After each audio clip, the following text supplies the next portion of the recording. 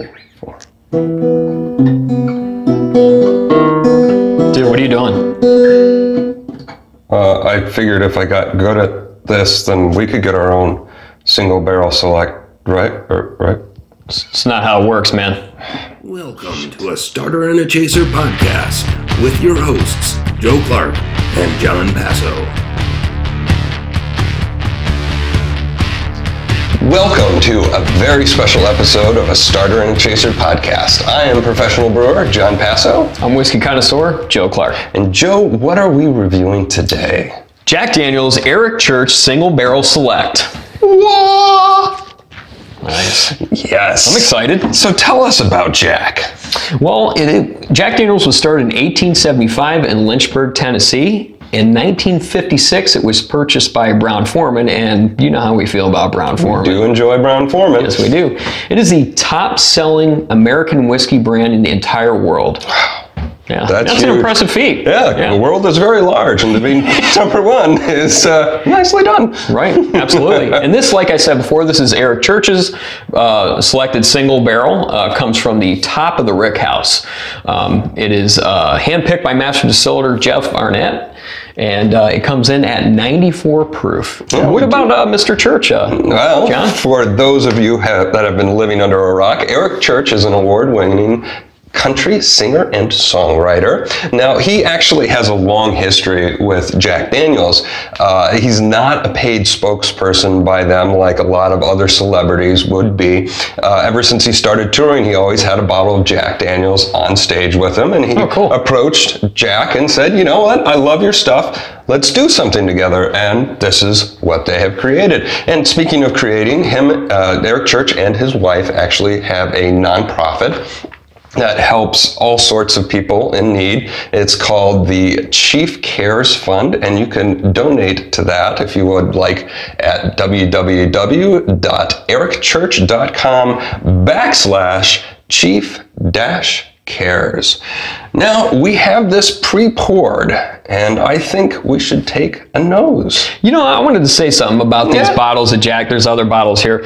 Beautiful looking bottles. I love that style of bottle. I don't know what it is. It's just like an old school decanter. Classic, very beautiful. Yeah, Yes. you're right. It does have a crystal decanter look to it. Yeah, very cool. Hats off to Jack for designing such a cool bottle. Let's study the juice. Study the juice. And while we're studying the juice, be sure to hit subscribe, give us a thumbs up, like us on Instagram at Starter and Chaser Podcast. Nice and that is a beautiful, rich copper color. And oh my God, you're right. Thick.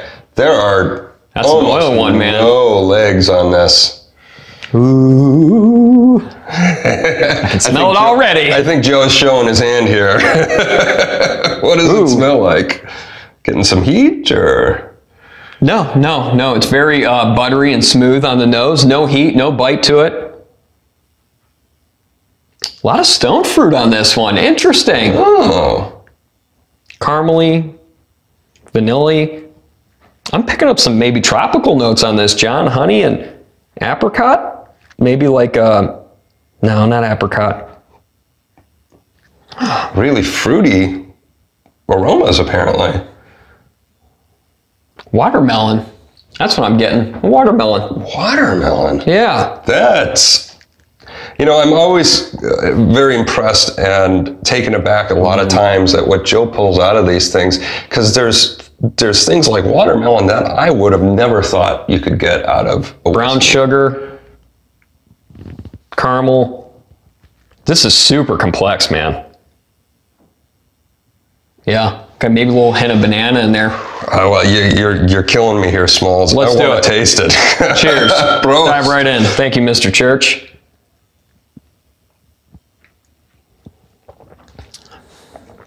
I get barrel right up front. This is very barrel forward. Oh, yeah. Which makes sense. Top of the rick house. It's going to extract a lot of those tannins faster. Those pores are going to open wide up. Brown sugar. Very rich. Very rich. Concentrated. Yeah, concentrated is a good term for that. I'm going to go back for a second. A lot of brown sugar on this one.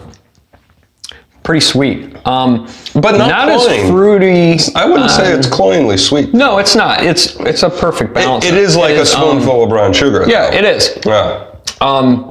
Not as fruity on the palate as it was on the nose. It's more of your typical kind of bourbon notes to it. It's very oaky, barrel-y, kind of woody. Kind of what we mean by that is like, I mean, when it first hits your tongue, like you're chewed on that barrel.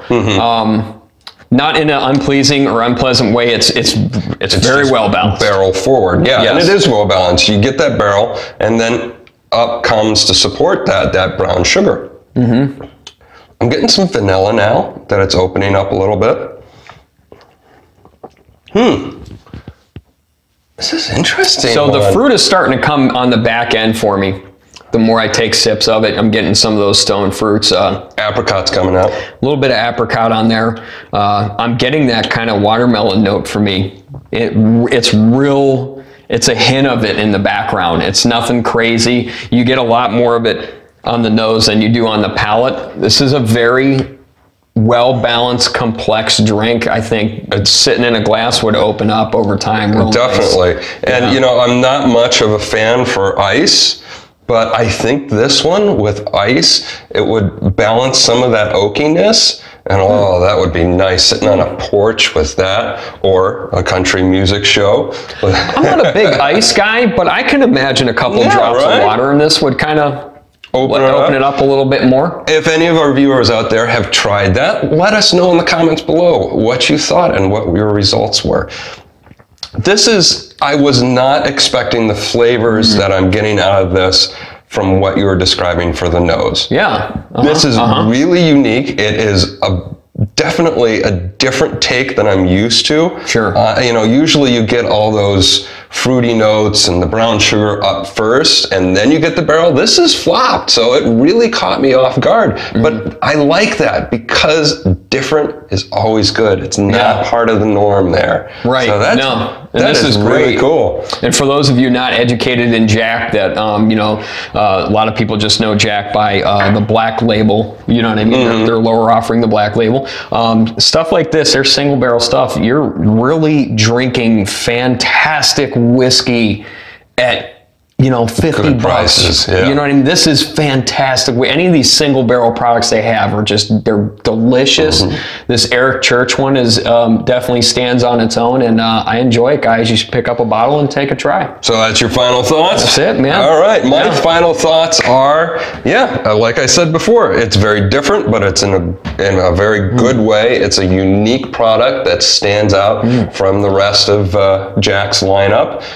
Great job, Mr. Church, and great job, Jack Daniels and Mr. Arnett, for picking the barrel. So those are my final thoughts. Stick that in your country song. And I hope you guys enjoyed this special episode of A Starter and a Chaser podcast. We will be back on Wednesday with our regularly scheduled episode. Same bat time, same bat channel. Thanks, guys. Great drink. Cheers. Cheers. I'm already done. Where did I put my guitar? That's good.